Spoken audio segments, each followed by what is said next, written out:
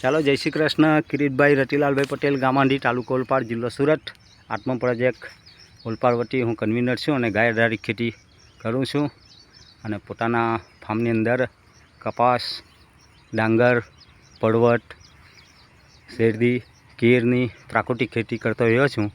આજે આપણે મારા ખેતર જ્યાં આત્મા પ્રોજેક્ટ દ્વારા બોર્ડ લાગ્યું હતું પર્વતના ખેતરે આજે ટિંડોરાના શું કહેવાય વેલાનું આપણે રોપાણ કરી રહ્યા છે અને આપણા ખેતરની મુલાકાતે કિશોરભાઈ મકનભાઈ પટેલ.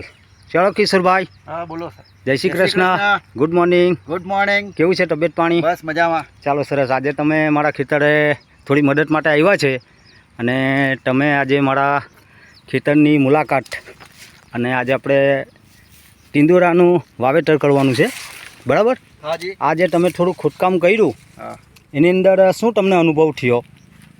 એમાં એકદમ માટી એકદમ મુલાયમ છે. અમને અળસિયાનું જ્યાદા વધારે એમને જોવા મળે છે. અળસિયા પુષ્કળ પ્રમાણમાં તમને આપણા આ ખેતરમાં દેખાયા? આ ખોદકામ કરતાં કરતાં અળસિયા પુષ્કળ પ્રમાણમાં જોવા મળ્યા. બરાબર છે. આ આપણા પર્વતનો માંડવો છે, બરાબર?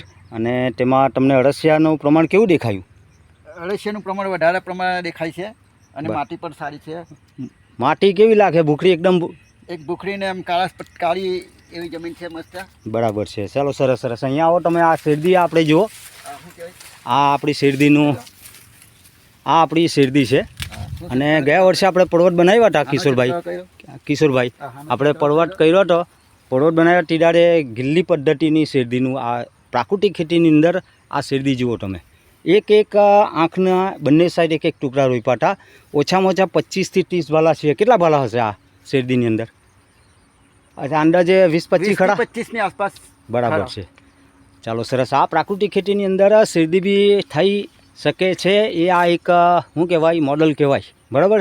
આ જુઓ, આ શેરડી કેવી છે, બરાબર છે? આ શેરડી છે, આ પેલી શેરડી છે. આજે આપણે આ જુઓ, આ ઘન જીવામૃત ટિંડોરાના કનો રોપવાના છે એટલે આ ઘન જીવામૃતના આવ્યા છે. આ આપણું બીજામૃત છે કિશોરભાઈ.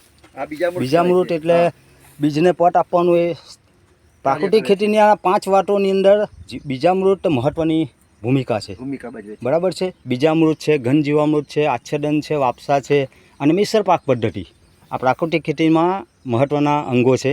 આ તમે જોઈ રહ્યા છો, આ ટિંડોરાના આપણા વેલાને પાણીમાં આ બીજામૃતમાં પટ આપીને એને આપણે છંટકાવ કરવાના છે. હવે તમે આપણે પાછળ બી આવી રીતના શેરડી છે અને કારેલા છે, જે આપણે ફેબ્રુઆરી માસની અંદર કારેલા બનાવ્યા. આજે બી તમે કારેલા જોયા, એવા કેવા કારેલા મોટા મોટા છે.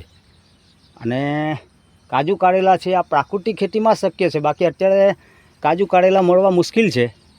અને સરસ મજાનું આજે આપણે શું કહેવાય, બીજામૃતનો પટ આપી ટિંડોરા રોપવા જઈ રહ્યા છે.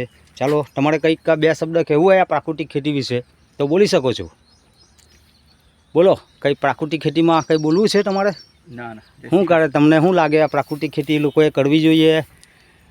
પ્રાકૃતિક ખેતી જે કરી રહ્યા છે એમને કરવી જોઈએ ને બીજા પાસે કરાવવું જોઈએ, કેમ કે એમાં મહત્વ ઘણું છે પ્રાકૃતિક ખેતીમાં. એમ જોવા જાય તો આપણા ગુજરાત અત્યારે કેન્સરની બાબતમાં 1 નંબર પર આવી ગયું છે. અને આપણા ગુજરાતના પ્રથમ નાગરિક એવા આપણા આચાર્ય દેવવ્રતજી, જે રાજ્યપાલશ્રી, જે પ્રાકૃતિક ખેતીનો જબરજસ્ત શું કહેવાય અભિયાન ચલાવી રહ્યા છે, એની અંદર હું સક્રિય છું. અને આખા ગુજરાતની અંદર લોકો પ્રાકૃતિક ખેતી કરતા થાય તો એ માટેના આપણા પ્રયત્ન છે કિશોરભાઈ. અને દરેક ખેડૂત પોતાના એક વીંગું બી બનાવે ને કિશોરભાઈ, તો આ પ્રાકૃતિક ખેતીનું શું કહેવાય સમજણ આપણે આવે. બીજું કે આ રાસાયણિક ખાતર, જંતુનાશક દિવસે દિવસે વધતા ચાલ્યા, મજૂરી ખર્ચ બી વધતો ચાલ્યો. હવે એક જ ઉપાય છે, પ્રાકૃતિક ખેતી નહીં કરીશું તો આપણી જમીન બંજર થઈ જવાની. અને આ પ્રાકૃતિક ખેતી બહુ ઊંડી એની અંદર ઉતરીએ તો ખરેખર ગુજરાતનો દરેક યુવાનને આ રોજગારીની બહુ મોટી તક છે. કારણ કે આ પાકનું મૂલ્યવર્ધન કરીએ, ખેડૂતનો એકે દીકરો ઘરે બેસે નહીં એવી આ પદ્ધતિ છે સરસ મજાની. ચાલો આપણે જાણીએ એ બાબતે અને લોકો પ્રાકૃતિક ખેતી કરે એ માટે આપણે શું કહેવાય ભગવાનને બી પ્રાર્થના કરીએ કે આપણે એ બાબતે તાલીમો લઈએ અને સફળતા મળે એવી ભગવાનને પાસે પ્રાર્થના કરીએ. ચાલો, જય શ્રી કૃષ્ણ. કિરીટભાઈ આંડી.